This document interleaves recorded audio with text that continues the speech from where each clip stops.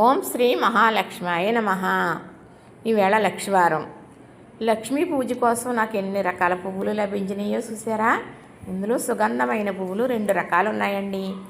ఇవి సన్నజాజులు, ఇవి గిన్నె పువ్వులు అంటారన్నమాట. అంటే ఈ చెట్టు పేరు గిన్నె మాలతి. తీగలాగా పాకుతుంది. అలా తీగలు కట్ చేస్తే మనకి గుబురుగా చెట్లాగా అవుతుంది అన్నమాట. అయితే పువ్వులు కొంచెం లైట్ స్మెల్ వస్తాయి.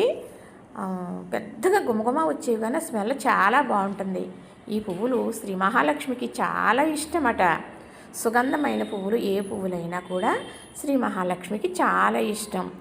ఒక్క పువ్వు లభించినా కూడా ఆవిడ పాదాల దగ్గర పెట్టడం చాలా మంచిది. ఒక చంపంగ పువ్వ, ఒక మల్లె పువ్వ, అలాగే ఒక ముగల రేఖ, ఒక కదంబం పువ్వ, ఏదైనా కూడా ఒక్క పువ్వు లభించిందనుకోండి, నేను నేరుగా అమ్మవారి దగ్గరికి వెళ్ళి పాదాల దగ్గర పెట్టేస్తాను.